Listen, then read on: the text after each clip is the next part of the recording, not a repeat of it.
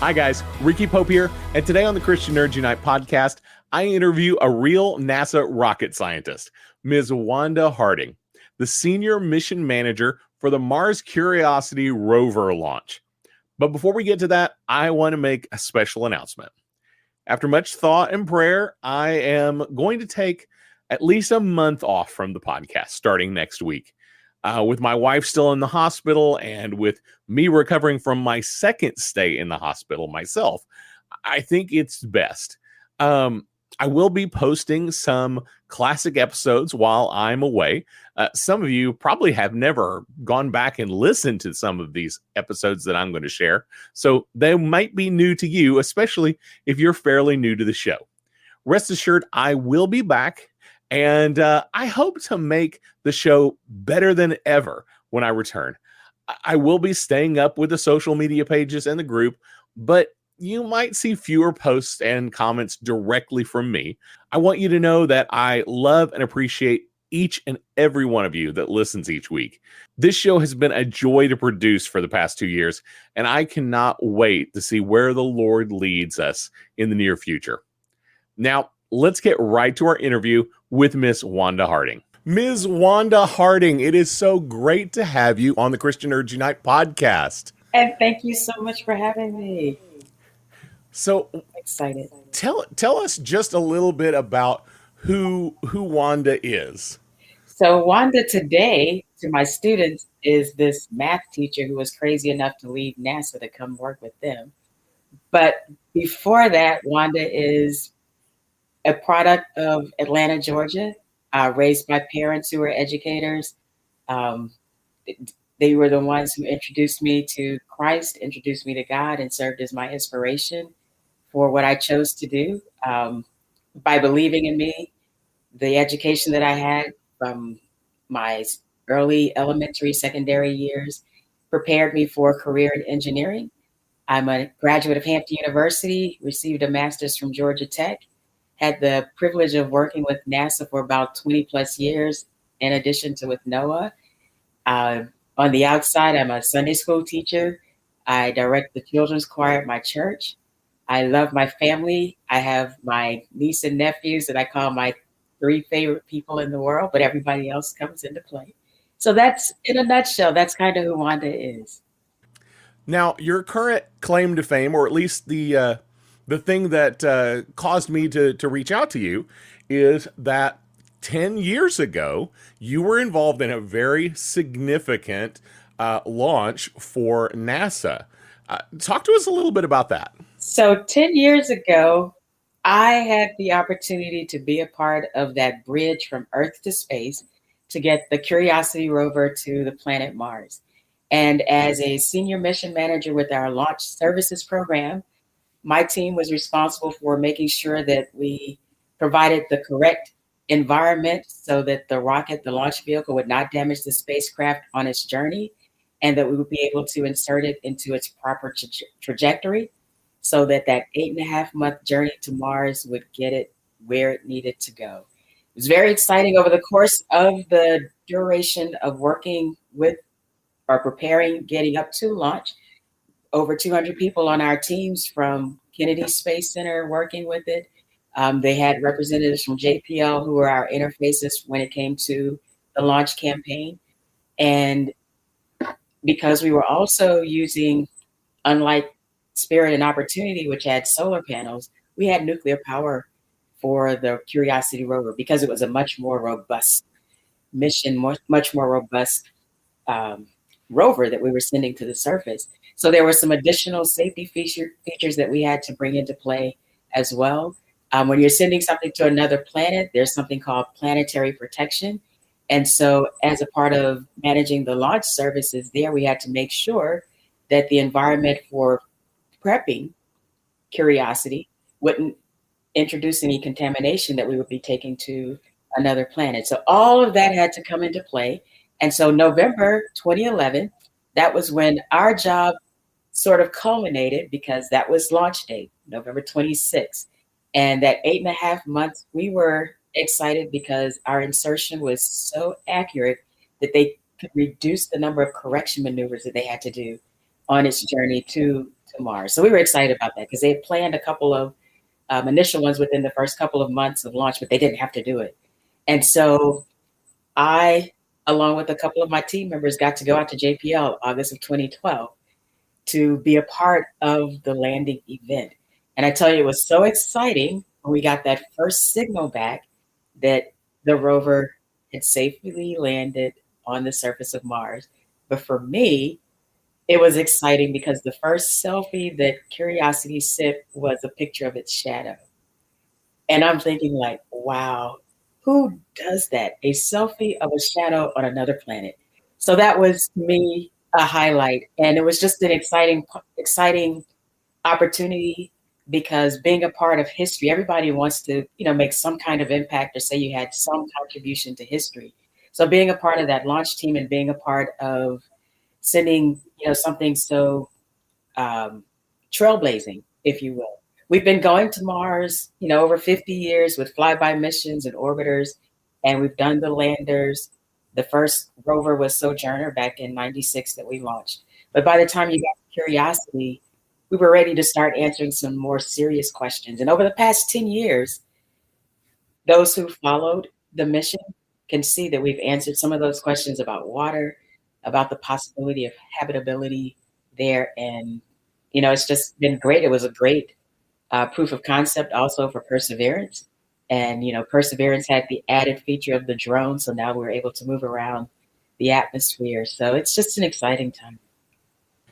So, how stressful is it when you are just about to launch? What is that like? Okay, it is very stressful because everything, and when I say everything has to go just right.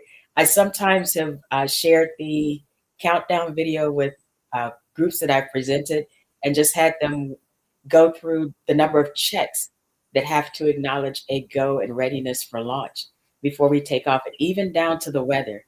And on the day that we launched, it was cloudy, and you don't want to send metal through a field of charged particles, which is basically what a cloud is.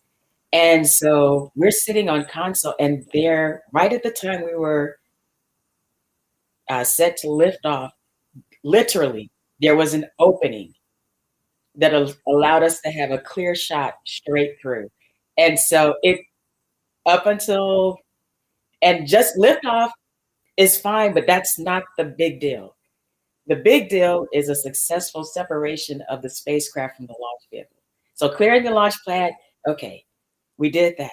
Everything is going as planned. The launch vehicle, the boosters are separating on schedule. The fairing separates on schedule. Everything is good. And so you're waiting now almost 40 minutes because the separation occurred just over the Indian Ocean. So now you're just kind of waiting. And when you get that confirmation of satellite separation, you're like, yes. And the satellite separates intact. That's a good day. And so now, from our perspective, we're celebrating because, okay, we've done our part. And so now we're just waiting. And fast forward 8.5 months, we get to celebrate with JPL when it has the successful landing on the planet. Yeah, I can't imagine. It's so difficult. I'm so impatient. I can't imagine waiting 8 months to make sure everything worked. The sheer idea of that bothers me. And so, it's not that you're just sitting, twiddling your thumbs, if you will, because you're constantly getting feedback and communication with the satellite, and like I said, the correction maneuvers are there. Yeah. So you're busy during that 8.5 months, but yes, you are also anxious. You've heard the reference to the 7 minutes of terror because the cruise to Mars, okay, that's straightforward, but they call that 7 minutes of terror because if you follow the landing process that they used for prior missions, like the airbags that they had for the previous rovers, well, Curiosity was much too big for that. So they had the sky crane, and everything literally had to go right with that. The jet engines had to ignite properly for the sky crane. The tethers actually had to release the rovers, not get tangled. The parachute had to open for the back shell. The heat shield had to function as it needed to. So there were a lot of parts, a lot of things happening there. So the excitement is merited. In this industry, you learn to wait. The original launch date for Curiosity was actually 2009. Oh, And wow.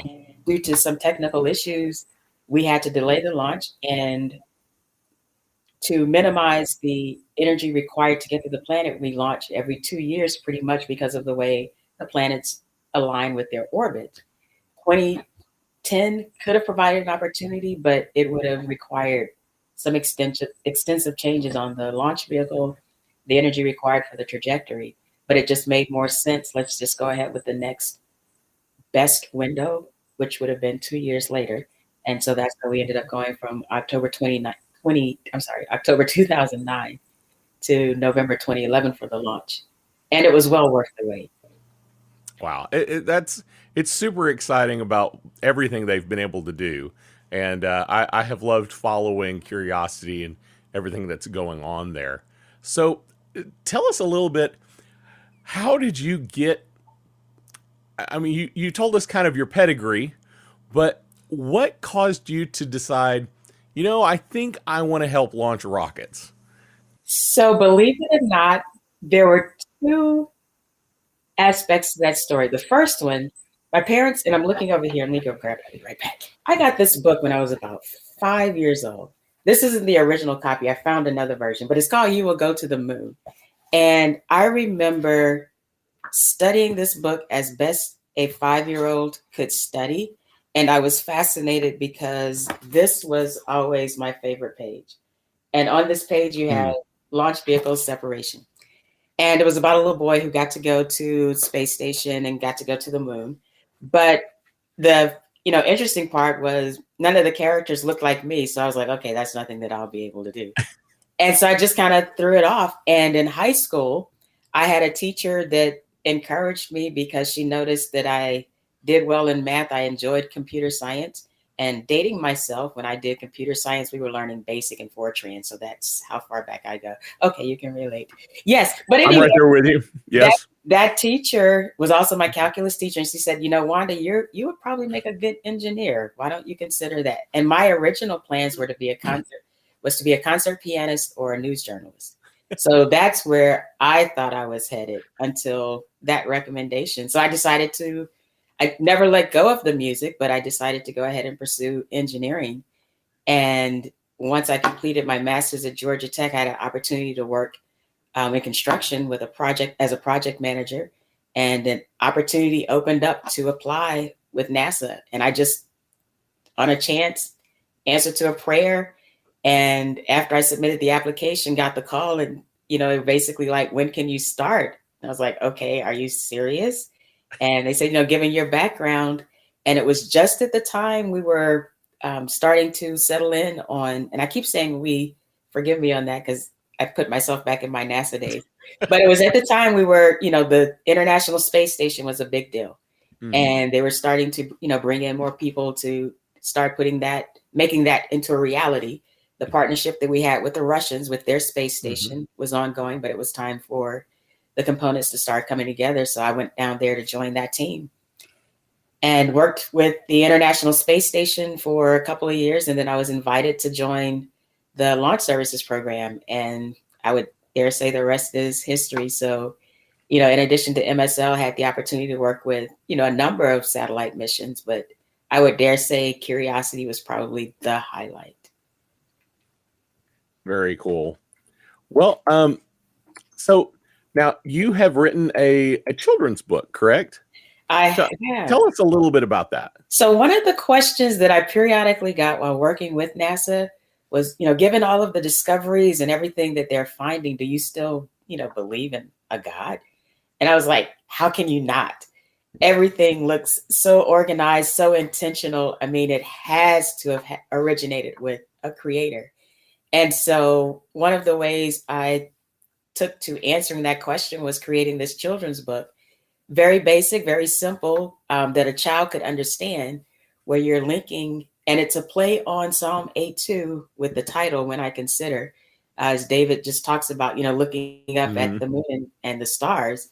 And, you look back at yourself and you're like, okay, by comparison, I'm this when you compare to the universe. But it was just my way of providing an answer to say, there is a connection. You can't divorce the two. And when you think about it, on a scale, the vastness of the universe, and then you compare the size of our solar system to the Milky Way, and it gets even smaller. And then you look at Earth compared to the solar system, and then you just get down to you. And it's just mind blowing to think that a God that's responsible for all of that cares enough about me as an individual that he created me. So it's a faith builder, simple enough that a child can understand. But as an adult reads the book with the child, my prayer is that their faith is also strengthened and that they're just reminded that, yes, he's a creator of an amazing universe, but there's more to the story. He can handle anything that I've brought to him, and he cares about me. Awesome. Speaking of that question, what is it like as a believer working for what probably most people feel like is a career that probably doesn't lend itself well to faith? Was that an issue for you? You say you got that question. Was it antagonistic, or was it just general curiosity, or what was that like for you? So the questions mostly were general curiosity. And I think, based on, the way you frame the question, yes, people often assume that if you're in an engineering or science industry, that there's a disconnect with your faith. So the questions really just came out of curiosity. And for me, interestingly enough, I had quite a few coworkers who were actually believers.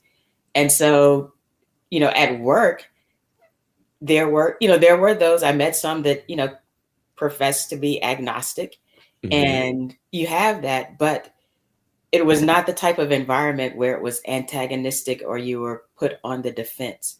Mm-hmm. And so I feel fortunate in that I was able to, express my belief, express my faith, and still get the job done, still maintain the respect with my colleagues and working well with the team, because you're working with a variety of engineers and scientists. Mm-hmm. And, the main focus is your big goal, which is, the successful launch of that mission so that they can go and gather the science. But for me, I'm smiling because I'm thinking the science you're gathering is just providing more proof and evidence that this was intentional. This has a purpose. This has a meaning. This all points back to a creator. It feels like you had one of the most exciting jobs ever, to be able to, you literally are a rocket scientist. You're literally making things shoot off from Earth, but you decided to make a pretty substantial move away from NASA. So how did that all happen? So teaching was something that I always wanted to do. And my original plan was based on the inspiration I had with one of my college professors. My freshman year, in one of my introductory courses, my professor was a retired IBM engineer. And I loved the fact that he came to the classroom with this credibility of having worked in the industry. So when he talked about the content, you kind of took it a little more serious, because you said, okay, well, here's somebody that actually used it, so I'll pay attention a little bit more. And that was my inspiration. And because, like I said, I always wanted to teach, I wanted to be a teacher like Mr. Jenkins. I wanted to have the career background so that I could bring that experience into the classroom. And so my original plan was to work 3 to 5 years, but that 3 to 5 years turned into much longer because I was having a ball at NASA. And I got to a point, after the launch of Curiosity, I had an opportunity to go to the DC, Maryland area to work with NOAA on their next generation weather satellite program. And after that, for a couple of years, I realized, you know what, I can't keep running from the teaching. It's time to go ahead and make that change. And there was a fellowship program, Woodrow Wilson Teaching Fellowship Program, designed to serve as a bridge from industry to the classroom. And they had a program component in the state of Georgia, which was perfect because I wanted to return to my hometown to teach. So I applied to that program and next, had the opportunity to go through, get a master's in teaching, and went to the classroom. And so this is my 6th year teaching, and without, fail, within the first month of each year, my students would start to ask, why did you leave NASA to come teach us? And, in my mind, I'm thinking, isn't this great? You have a teacher with this kind of experience. So now I can bring my network to you. I can help, bring the lessons to life. And of course, by the 2nd year, with Google, they're able to search you and find, and then they start going to pay scales and they're like, no, seriously, why did you leave to come teach us? And the answer was the same. I've had a wonderful opportunity, and I wanted to intentionally return to my hometown because I wanted to serve as not only inspiration, but as I tell them, they're going to be the ones in charge when I retire. And I can't complain about anything if I haven't done anything to contribute to the solution. And so this is my way of contributing by, being a part of their development, getting them ready for those who decide to go into a STEM field. For me, even better, but I want to be able to expose them not only to just, the things that I've had a chance to do, but to start introducing them through my network of the opportunities that will be available to them once they're done with their schooling. And, we all can recognize that some of the jobs that they have don't even exist today, but it's very important that they're prepared to take advantage of whatever opportunities show up. My senior year in high school, if someone had told me you're going to be sitting on console for launching a mission to Mars, I would have laughed in their face and said, yeah, right. Okay. And, looking back on it, 2020 hindsight, I'm grateful for having a good foundation, not only just academic, but the faith foundation as well, because those two coupled serve to provide a purpose and focus for your life. And I'm finding with, some of the students of today, absent that faith component, you're just kind of going through the motions of life and you're trying to figure out something that's already been defined, but you won't allow yourself to accept it. And, again, that was one of the reasons for the book, because it provides another opportunity to join and, bring up that conversation that you can't disconnect the two. For example, even this past summer, I had an opportunity to work with the church. We partnered and did a STEAM Through the Bible VBS, but we were able to tie it, to the space component so that you could see that the math, the science, everything is there. You can't divorce the two. And with that, you're establishing a purpose and a reason for why you want to do or why you want to be successful. So that is my leap into teaching. And I'm glad I'm not limited to just the classroom. I've had an opportunity to speak to, community groups. I joined the Atlanta Astronomy Club last year. So I had a chance to present at one of their stargazing events. I called it my journey from Atlanta to Mars and back, where it has been a round trip, from the perspective that I look at this point. And I'm just excited about what this next generation is going to be able to do. Awesome. Well, what is kind of your next big adventure? Do you have something on the horizon? I have no idea what my next big adventure is. And I say that kind of tongue in cheek because over the years, the things that have worked out well for me were those things that I had not planned. And they were just God kind of working the details. So I would be lying to you if I told you I grew up wanting to work for NASA, because I didn't. But I had a wonderful opportunity. The school where I wanted to teach was not where I ended up, but it turned out to be a blessing because I was able to serve even better where God ended up placing me, from my initial job assignment up to, where I am now. And so I just, my prayer is that I have more opportunities to leverage the background that I have and, just kind of serve as a critical part of that connection that I see as missing is the, faith, science, belief, all of that does not have to be antagonistic. It's not mutually Mhm. exclusive. And as I look through, some of the curricula and standards, especially for public education, it seems to foster that division. And I'm not a fan of that division. So maybe I should say next on my horizon is trying to be a bridge to bring that connection back. Awesome. Well, we do have some kids that listen to the show, Oh, great. and because I know a couple of them, my nephew and niece specifically. Okay. But I do have a lot of adults that have children, um, or that are thinking about having children. What would you say to parents or to kids to encourage them to investigate, at least Mhm. investigate these kind of careers? So to investigate these kinds of careers, exposure is key. And, when I was growing up, I remember we used to go down to Florida almost every other summer for vacation.